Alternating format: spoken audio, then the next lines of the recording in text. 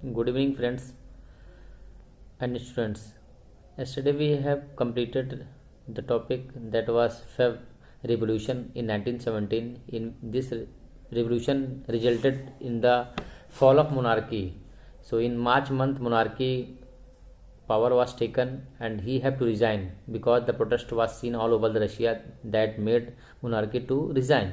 After that, in the same chapter, socialism in Europe and Russian Revolution, तो आज हम लोग एक new topic we are going to see that is after February. तो जब monarchy ने रिजाइन कर दिया और प्रोविजनल गवर्नमेंट फॉर्म हो गया था, after that how this revolution, this Russian revolution March forward कैसे। और मैं पहले बता जो रशियन रिवोल्यूशन क्या होता है, इवेंट फ्रॉम फेब टू अक्टूबर, ठीक है। तो इतने बीच में जितना भी इवेंट होता है, जितना भी इंसिडेंट होता है, जो भी प्रोसीडिंग हो रही है, ये सब रशियन रिवोल्यूशन है। That is a part of Russian revolution.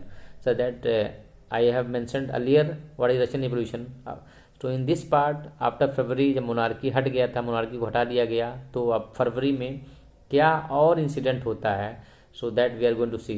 So the topic name is after February in 1917. So after February till October what are the changes that has taken, that we are going to see. तो series है, जो series है event का, slowly by slowly will cover. So after provincial government came into power, provincial government को society से support मिल रही थी, लिबरल्स और socialist they were are working together with the provincial government and everything was in peaceful condition. तो सब peaceful condition Russia में चल रहा था।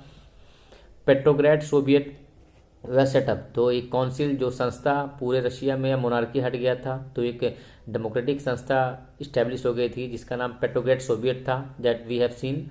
तो पेट्रोग्रेड सोवियत ये रशिया में हर जगह अभी इस्टेब्लिश्ड हो गई थी। All political parties were allowed, trade unions उनको भी अलाउ कर दिया गया, सब ऑपरेट कर रहे थे and everything that was in very peaceful condition, that we have seen. Political parties and trade unions they were allowed.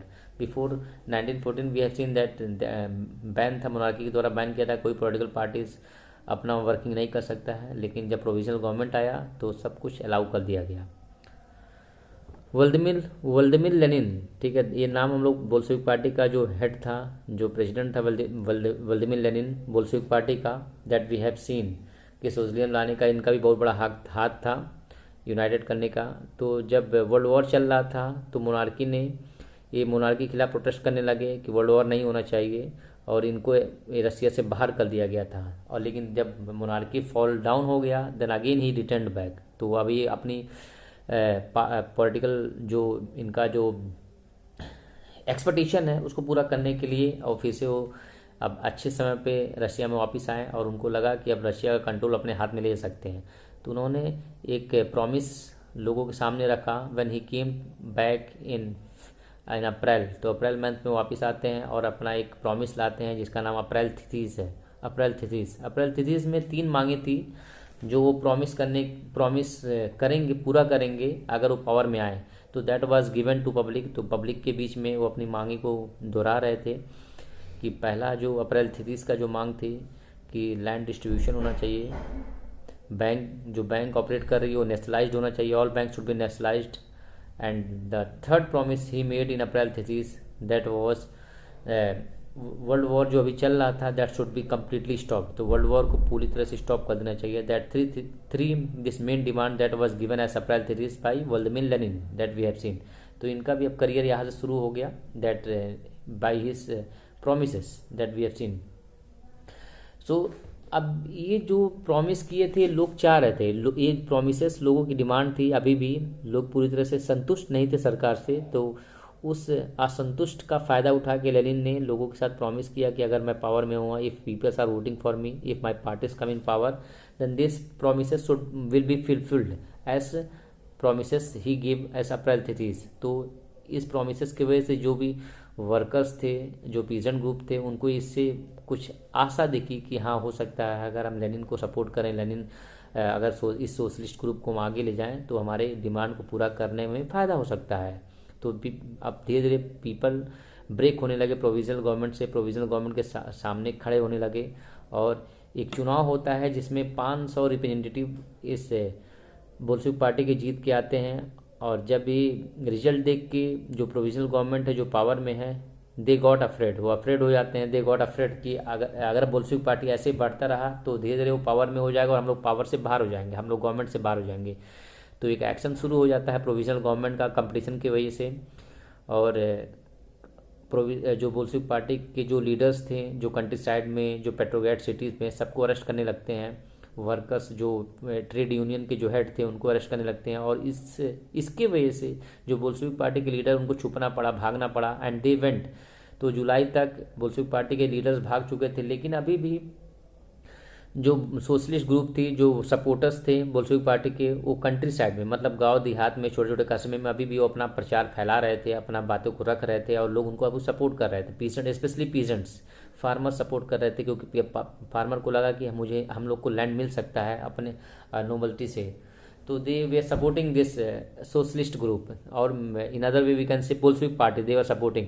तो धीरे धीरे बोल्शेविक पार्टी और प्रोविजनल गवर्नमेंट का जो कंपटीशन था वो चल रहा था, वो समाप्त होने का नाम नहीं ले रहा था। एंड स्लोली बाय स्लोली तो एक मोटिवेशन मिला पीजेंट को इस पार्टी के द्वारा, इसकी वजह से तो जो लैंड था जुलाई और सितंबर के बीच में, जो नोबेल्टी का लैंड था, that began to be taken by peasants. तो पीजेंट्स ने उस मोटिवेशन, उस प्रॉमिस के वजह से कंट्री साइड में नोवेल्टी से लैंड छीनने लगे। And this in after February will again I am saying. तो इसमें क्या होता है, बोल्शेविक पार्टी की एंट्री होती है। बोल्शेविक पार्टी ने जो पब्लिक की है उसको, उनकी बातों को सुना, उनकी बातों को आगे रखा कि प्रोमिस किया, और प्रोमिस सुन के वर्कर्स पार्टी और जो सोशलिस्ट पार्टी हैं वो बोल्शेविक पार्टी से जुड़ गई। और स्लोली बाय स्लोली अब दोनों में कंपटीशन हो जाता है, प्रोविंशियल गवर्नमेंट में जो पावर में है। दिस ऑल इंसिडेंट, ये सब इंसिडेंट होता है आफ्टर फरवरी में। एंड स्लोली बाय स्लोली अब दो न्यू पार्टी, जो अब दो बड़ी पार्टी बन जाती है, एक प्रोविजनल गवर्नमेंट और एक बोल्शेविक पार्टी। एंड ये अक्टूबर तक चलेगा इन दोनों में कंपटीशन, और लास्ट में बोल्शेविक पार्टी जीतेगी और प्रोविजनल गवर्नमेंट को हार मानना पड़ेगा, क्योंकि अब यहाँ यूटर्न हो गया। Now history of Russia changed. Monarchy के बाद जो मोनार्की का रूल था वो ख़त्म हो गया, लेकिन अभी लोग खुश नहीं हैं और बोल्शेविक पार्टी को फिर से पावर में लाएंगे।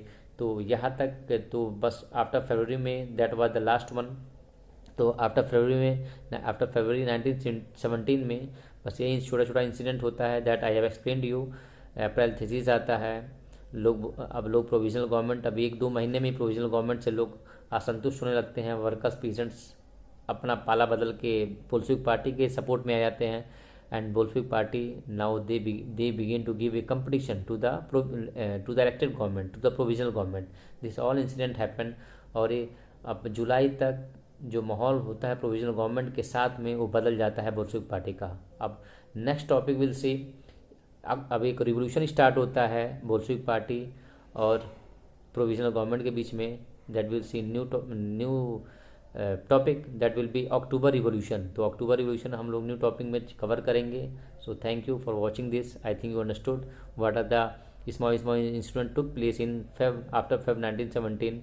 Hope this will clear your doubt and help you to score good marks in your academic. Thank you for watching.